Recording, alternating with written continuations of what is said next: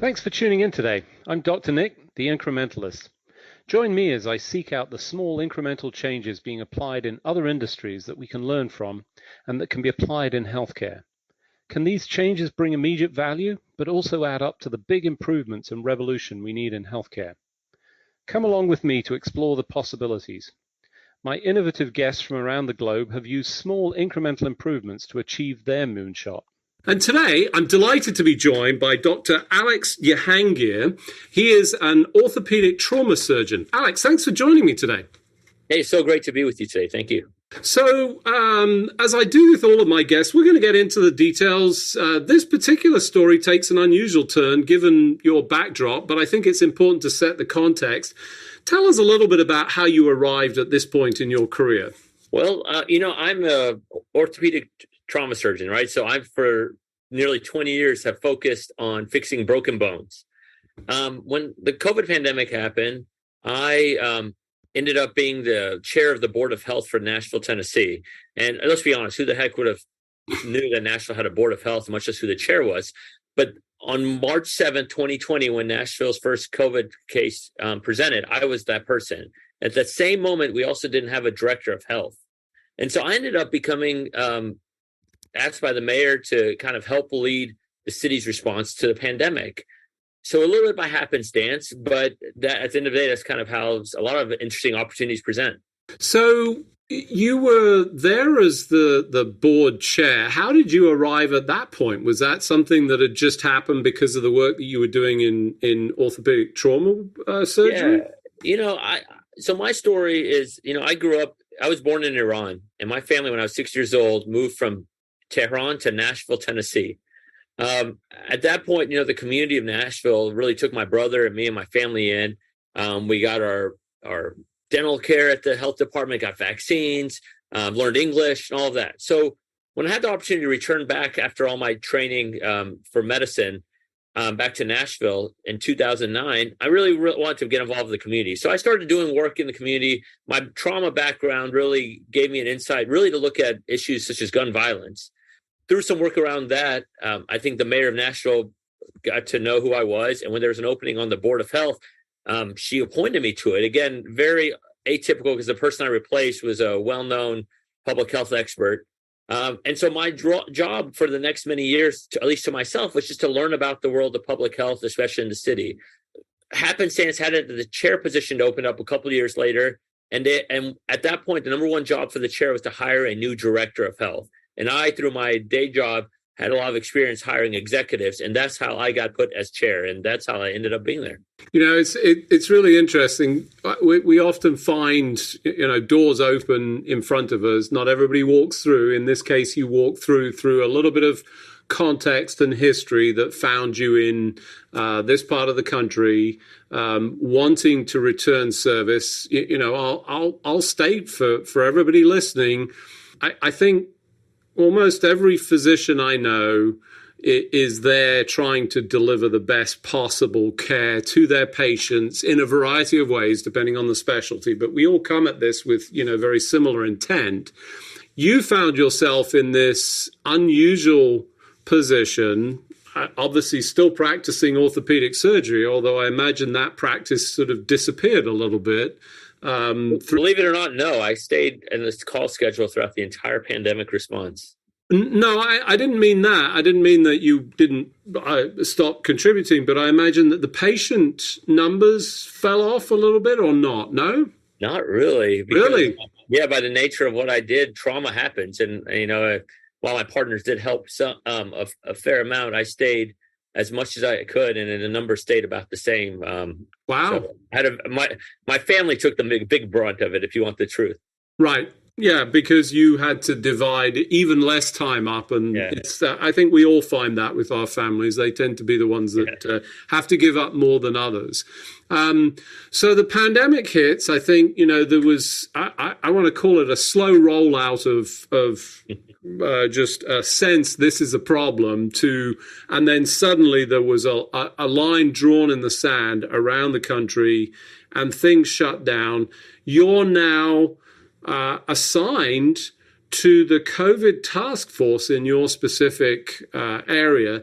Tell us a little bit about that decision and what happened through that experience. Yeah, so it's. I think you said it so well. I think for months, many people all over the world, and I know in our area here, we kept watching this COVID infection kind of go around, and then all of a sudden, and each little hospital system here in Nashville had a plan, and the public health department had a little plan, but really it wasn't until that very first patient when all of a sudden everyone was like, "Oh my God, this thing is going to be so much bigger than a isolated silo response," and so I quickly began, because of my role as Board of Health chair, but also because the new director who was starting 2 days after the first case was from New York, didn't know the city. I quickly used my connections to bring a lot of people together, hospital CEOs, state leaders, city leaders. And through that, we started developing a coordinated city response. But again, by the end of the week, the mayor of Nashville realized that he needed an all-in government response and somebody to lead it. And he asked me to take that role. Interesting fact is, in the city at that time, the only person, in the state in Tennessee at that time, the only person to declare a public health emergency was the chair of the Board of Health. So not the mayor, not any other entity, not the director of health. And so on that Sunday, when it became a week after the first case, when it became a reality that Nashville was still booming and there's a lot of people going out, and the tourism in Nashville does so well, we decided that something needed to be done. And other cities had already started doing capacity restrictions and so forth. And so the first time that the public health emergency was declared in the city happened that week, and my signature is the one on it. And I think for me, again, if my objective is what do I do to help my community, which is the whole reason I moved back to the city after finishing my training, this became the most obvious thing to do at that moment. And so that led to almost 2 solid years of leading the city's task force, which involved everything from setting up testing sites that tested hundreds of thousands of people and vaccinated about 50,000 people, to the capacity restrictions and other mask mandates, and working with businesses and hospital systems, and actually setting up a transfer center that kept 700 Nashvillians local during the Omicron storm instead of having to ship them to other hospitals around the country. It all started at the end of the day, like you said, by picking up a phone and saying yes to a random opportunity I never saw coming. So I don't think I need you to answer this. I'm going to answer it for you. I imagine you had no hesitation when you were asked. I mean, there's obviously some personal impact this had on the family, but you saw it as that opportunity. But in hindsight, looking back now, I mean, if I'm wrong, please tell me, but what would you wish you'd known at that point in time going forward? I mean, I don't imagine it would change your decision, but I'm sure there are things that you've learned along the way that you go, wish I'd had that. Yeah, I think there's so much, right, as you so stated. Part of it is I'd never been in public service. I'd never been in a public life. I've now subsequently have done hundreds of media appearances and press conferences and so forth. And I tell you that for this reason. There are a lot of great people in this community that stepped up, people will never recognize, who did a lot of good in the city. I also saw some who wouldn't. And I guess what I wish I had known is that I guess in every situation, there's people who are like that. And sometimes one has to be a little bit more deliberative in who you interact with, who you bring into the fold, and really look at people's motivations. But man, there were some amazing people who I worked with.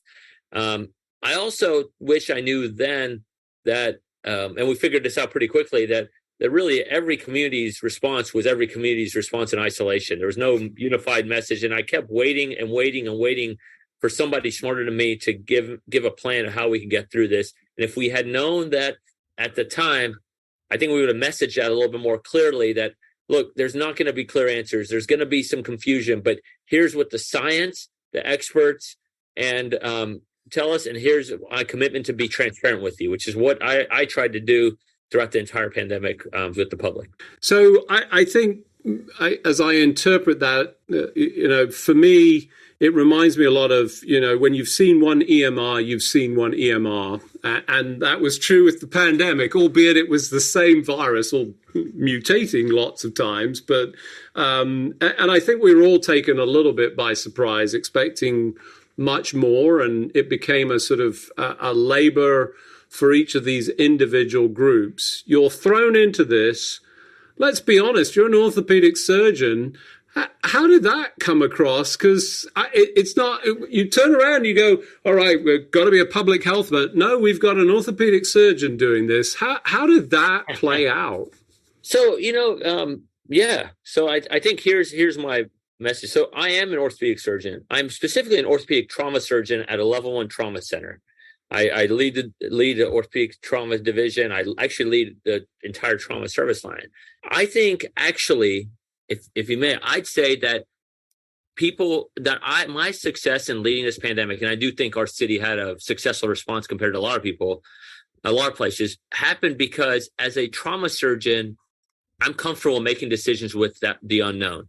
I'm comfortable, like an emergency room physician, of sometimes knowing you made the wrong decision and correcting course fast, or knowing that your decision, even though you don't have all the information, can lead to serious implications, and also knowing how to make decisions quickly and taking charge, and feeling comfortable, just like an emergency room physician, of when you don't know something, to quickly bring in experts to help you, right? And if I'm operating on the pelvis and the bladder's ruptured, I'm calling a urologist right away.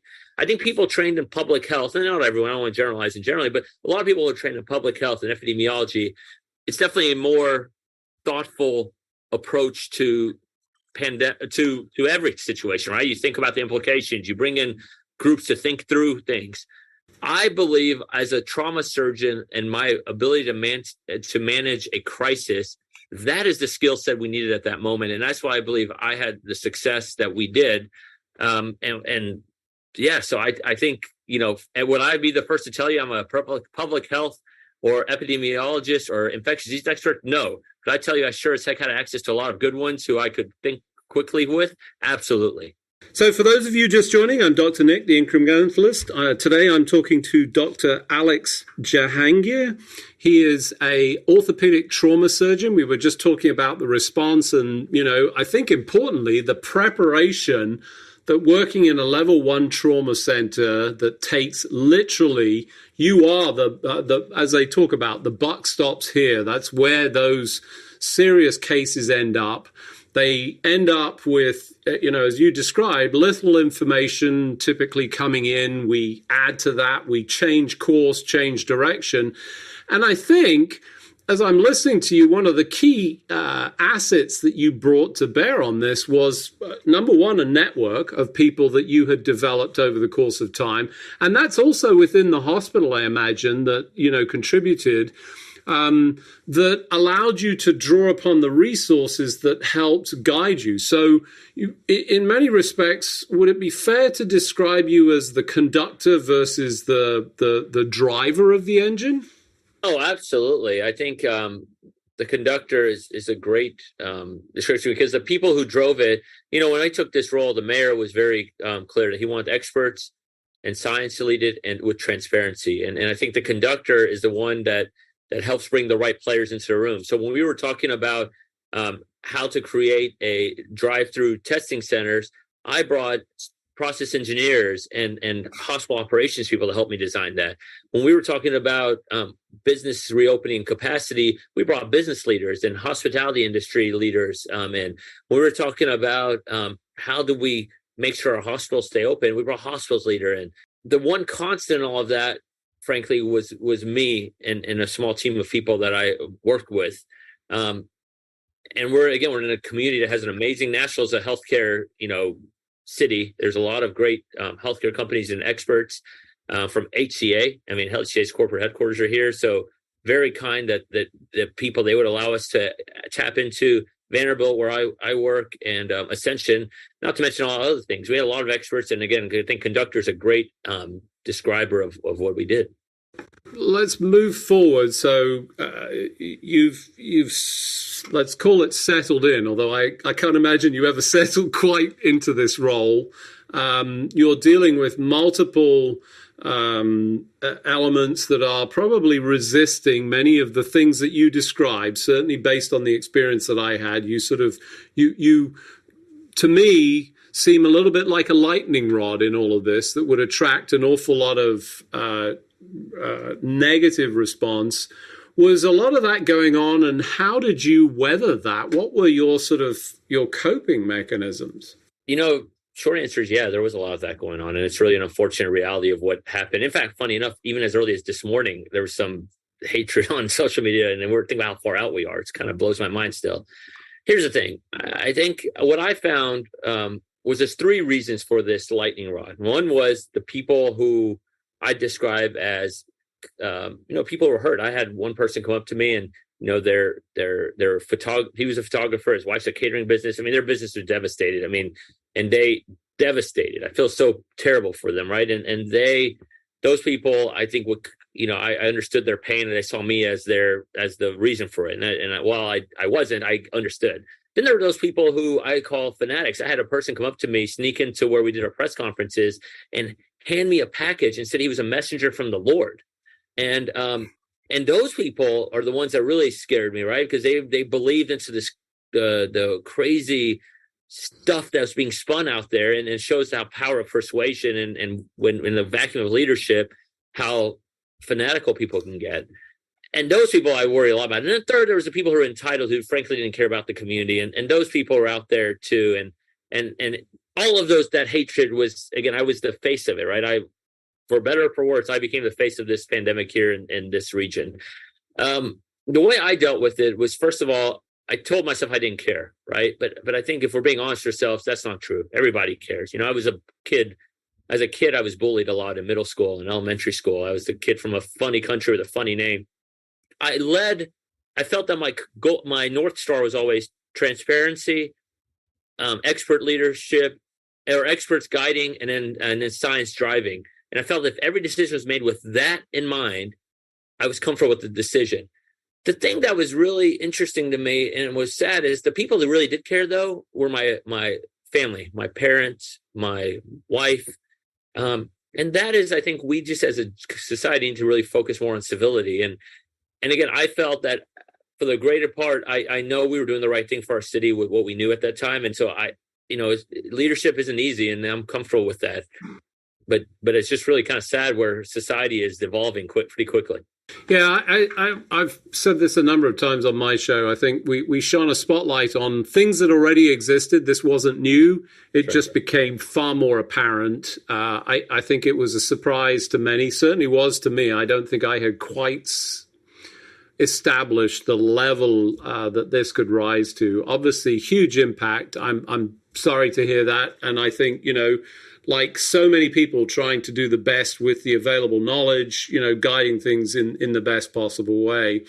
Do you think we've learned from this experience? And were this to happen again or something similar, do you believe that we've got a better chance? Would you step into the fold again? I mean, would that be an option? So, God, it's a great question, right?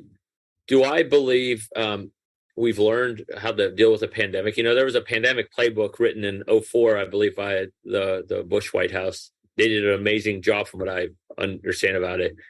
We didn't learn then. I think we have, as a society, learned a lot about how to respond to pandemic, but also how things that may be problematic. What I worry about for our region is there were tools that we had at our disposal. Public health emergency orders that was signed by the chair of Public Board of Health, able to do mask mandates, capacity restrictions, that politics have now stripped us of, and here in our state. I wrote a book called Hotspot, Doctor's Diary of the Pandemic. Mainly, one of the reasons I wrote it is so that some of that history remains, because I hope any of us have to deal with this in our lifetime. But let's say 2 generations from now, we have something similar to what we just went through. What I hope doesn't happen is some of this, of the factual information of what we did, doesn't get spun and goes that way.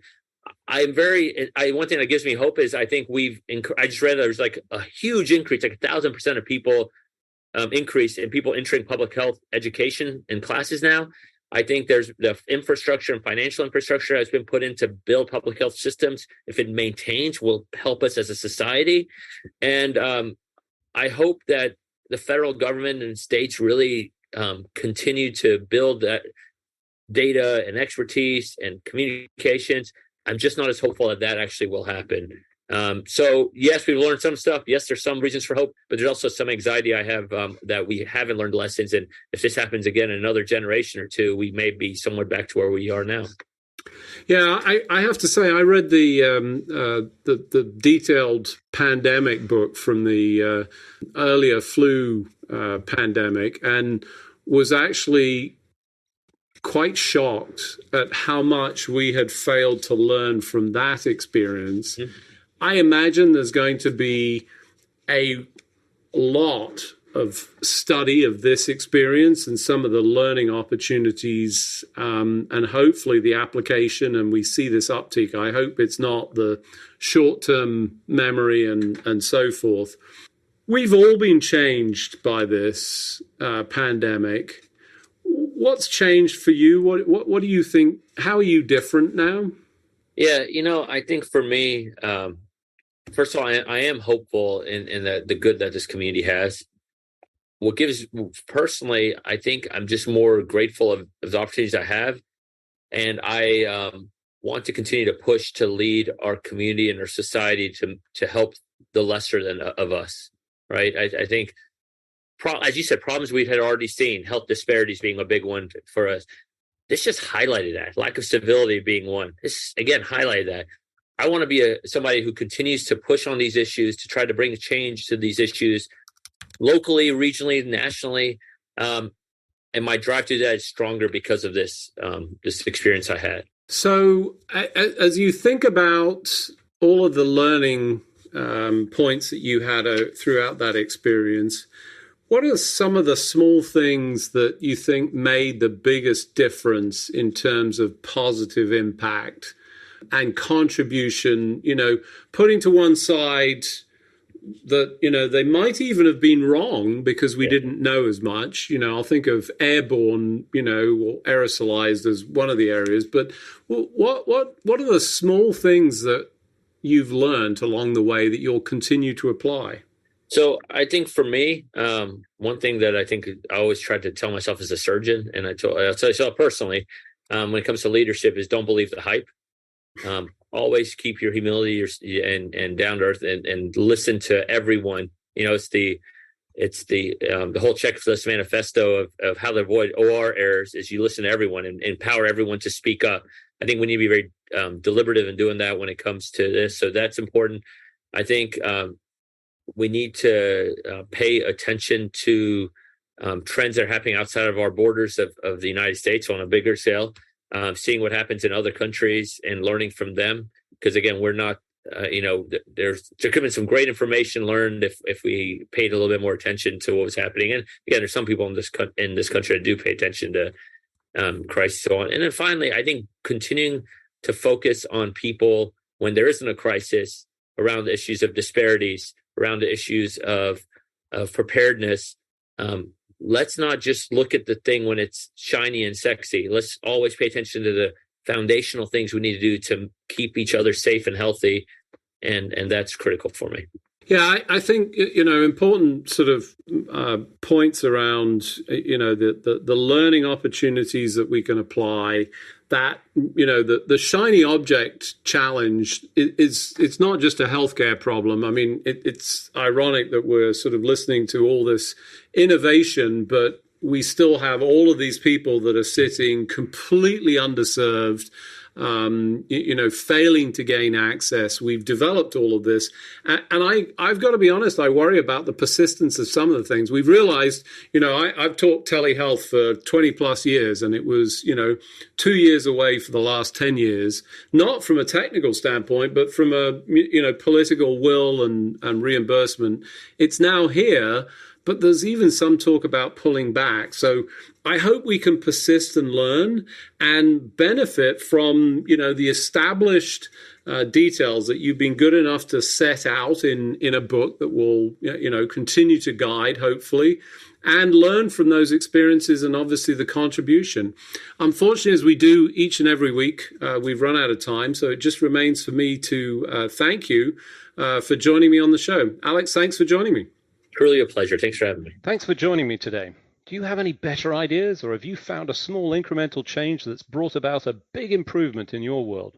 Let's continue the conversation on our hashtag, The Incrementalist, or share with me at Dr. Nick1 on Twitter. You can find more information about the show on our program page at healthcarenowradio.com, and tune in next time to hear my discussions with leaders and innovators from around the globe who've revolutionized their space by using small incremental improvements to achieve their moonshot. I'm Dr. Nick, the Incrementalist, and I'm starting a revolution through evolution.